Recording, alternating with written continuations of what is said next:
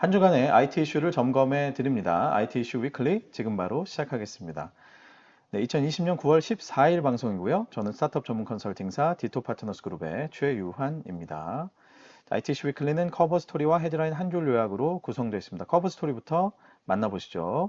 자, 윤영찬, 이재용이 던진 AI 뉴스 편집 논란이 IT 기업에게 유독 씁쓸한 이유를 오늘 한번 알아보겠습니다.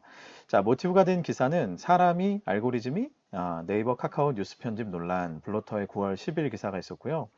자, 윤영찬 카카오 불공정 실제 이낙연 기사가 더 많았다. 중앙일보의 9월 11일 기사가 있었고 그 외에 수많은 관련 기사들이 있었습니다. 자, 지난주 정계뿐만 아니라 IT 업계에서도 큰 논란을 낳았던 사진 한 장이 있었죠. 예, 바로 윤영찬 의원이 보좌진들과 나눴던 그런 이제 메신저 창의 사진인데 뭐 내용은 이렇습니다. 보좌진이 주호영 연설은 바로 메인에 반영되네요. 이렇게 올리니까 윤영찬 의원이 이거 카카오에 강력히 항의해 주세요. 카카오 너무하군요. 들어오라 하세요. 이렇게 메시지를 보내는 이 장면이 하필이면 딱 포착이 됐고 이게 이제 기사화가 되면서 아주 뭐 하여튼 뭐 난리가 났습니다. 그죠? 자, 윤영찬 의원은 형평성 문제가 있다고 봤다. 불공정하게 편집이 됐다고 본다라고 해명을 하면서 이 알고리즘에 대해서 알아보고 항의하려고 했다. 뭐 그런 의도였을 뿐이다. 이렇게 이제 해명을 했고요. 자, 이에 대해 카카오 측은 어떻게 대응을 했느냐? 인공지능 AI 알고리즘에 따라 자동으로 뉴스를 편집하고 추천한다라는 부분을 먼저 언급을 하면서 자, 그리고 실제 뉴스의 노출량과 노출 시간에 여야 간에 큰 차이가 없고 그러나 실제로 심지어는 근소한 차이로 오히려 여당의 뉴스가 더 많이, 한 건 더 많이 나고 더 빨리, 3분 더 빨리 메인에 노출되는 그런 이제 팩트를 제시를 했습니다. 자, 이러다 보니까 전반적인 이슈의 흐름은 이제 국회의원의 어떤 갑질 논란으로 그렇게 이제 시끄럽게 진행이 되고 있었는데 자, 그러던 와중에 이재용 다음 창업자, 다음 창업자인 이재용 씨가 한마디를 하면서 이슈의 불씨가 갑자기 또 포탈 쪽으로 옮겨 붙게 됐습니다. 자, 뭐라고 했느냐? 인공지능은 가치 중립적이지 않다. 인공지능이 했으니까 우리는 중립적이라는 이야기도 무책임한 답변이다. 이렇게 언급을 했습니다. 자, 이후에 이 언급으로 인해서 자, 과연 AI는 공정한가? 라는 질문들이 아주 무성해졌고요.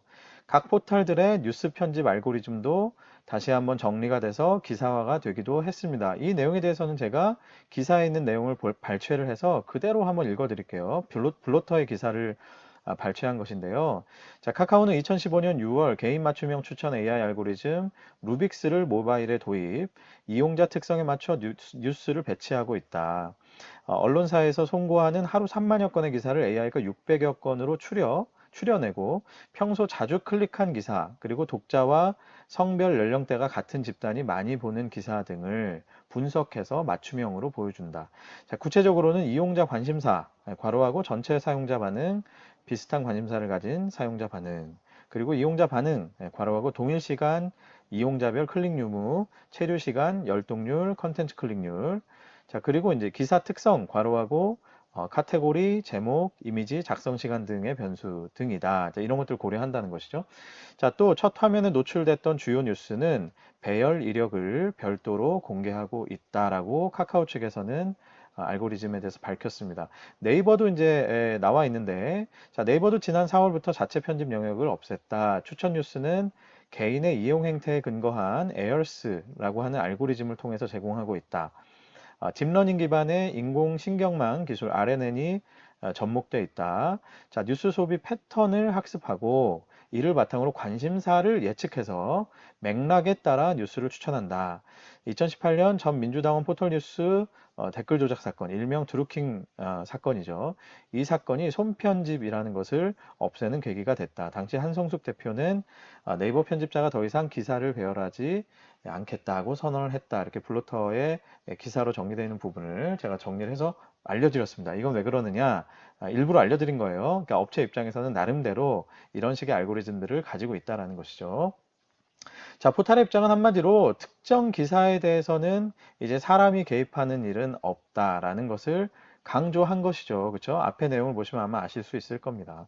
자, 그럼에도 불구하고 자, 이런 논란, 이재용 씨가 던졌던 그런 논란으로 인해서 AI는 과연 가치 중립적인가라는 의문이 여기저기서 제기가 되고 있습니다.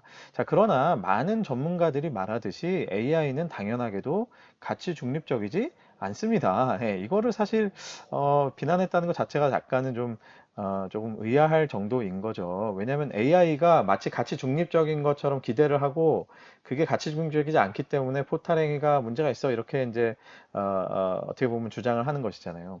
자, AI는 하나의 도구일 뿐이고요. 자, 이를 설정하는 것은 역시 인간이기 때문에 그리고 또한 AI가 학습하는 데이터 또한 인간 세상에서 나온 것이죠. 자, 그러니 AI가 가치 중립적이다라고 하는 전제 자체가 애초에 이거는 사실은 잘못된 겁니다. 그러니까 그런 전제를 가지고 뭔가를 판단하거나 비난할 수는 없는 거죠, 사실. 자, 대표적인 예가 있죠. 체온계를 들고 있는 손의 모양. 이거를 AI에게 인식을 시켰더니 흑인이 들고 있는 체온계에 대해서는 총이다. 권총을 들고 있다. 이렇게 AI가 판단을 했어요. 이게 바로 AI의 한계인 겁니다. 그러니까 인간이 이걸 의도하지 않는다 하더라도 AI가 학습하는 데이터나 혹은 사람이 세팅하는 어떤 설정에 따라서는 정말 우리가 보면 사람이 가지고 있는 그런 가치 비중립적인 결론을 충분히 낼 수가 있다라는 것이 바로 AI의 한계인 것이죠. 그러니까 결국 이제 AI라는 건 도구인 거죠, 그냥 그죠? 자, 그러면 AI를 활용한 포탈의 뉴스 편집, 결국 문제가 있는 것입니까? 네, 저는 사실 그렇게 쉽게 판단할 문제가 아니다. 이렇게 보는 겁니다. 앞에서도 잠깐 말씀드렸지만 뒤에서 또 설명을 드릴게요. 자, 사람이든 AI든 좀 근본적인 얘기를 제가 해보면 사람이든 AI든 결국 완벽하게 가치 중립적일 수는 없어요. 그죠? 네. 절대선이라는 게 있겠습니까? 네, 절대선. 그럼 뭐 여당과 야당의 국회의원 의석수대로 뭐 뉴스를 노출해야 될까요? 또 그것도 또 공정하지 않다고 할 거 아니에요. 그렇죠? 그 굉장히 아주 작은 소수 정당 뭐 그런 데서는 또 불만이 있겠죠? 왜 우리 거는 뭐 공평하게 노출을 안 해줘? 절대선이라는 게 있을까요? 제가 보기엔 없어요. 그렇다면 절대선은 없고 최선만 있을 뿐이죠. 그죠?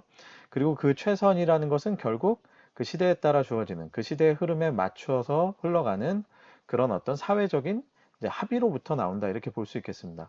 그래서 AI의 가치 중립 문제는 결국 어떻게 보면 마이클 샌델 교수가 얘기했던 정의란 무엇인가 이런 수준의 아주 깊은 철학적인 논쟁입니다. 왜냐하면 AI 자체가 원래 가치 중립적이기는 어렵기 때문이죠. 그래서 과연 AI에게 가치 중립이라는 것을 기대한다는 것 자체가 굉장히 어렵다는 것입니다. 자, 그렇기 때문에 결국 포탈 입장에서 이 최선을 다하고 있느냐, 그냥 이게 이제 어떻게 보면 중요한 부분이라는 것이죠. 자, 그렇게 봤을 때 저는 어차피 사업하는 사람이니까 팔이 좀 안으로 굽을 수 있는데 자, 현재로서 스테이트 오브 디 아트죠. 현재로서 활용할 수 있는 최선의 기술, 그죠? 그런 최선의 기술인 AI를 도입해서 가치 중립을 이뤘다 이게 아니고요. AI를 도입해서 사람의 개입을 최소화하려는 노력을 했다. 이런 부분은 어쨌든 인정이 돼야 된다라고 봅니다. 그리고 지금까지 이렇게 흘러오는 과정에서 이미 사실은 정치적인 개입도 많이, 그러니까 요구도 많이 있었고, 뭐 사회단체 요구도 많이 있었고 했기 때문에 포털은 나름대로 이런 것들을 어떻게 하면 최선을 다해서 사람의 개입을 최소화할 것인가 이런 노력을 많이 해왔다고 저는 사실 보고 있습니다. 이런 부분은 좀 인정을 해야 된다는 것이죠. 자, 다만 개별 기사에 대한 개입이 불가능한 구조까지는 만들어 놨지만 AI의 가치 판단 체계, 이 체계를 좌우할 수 있는 여러 가지 알고리즘이나 패러미터 세팅 같은 경우는 계속해서도 아마 논란이 될 거예요. 그리고 이런 것들은 계속해서 당연히 수정을 해 나가야 되겠죠.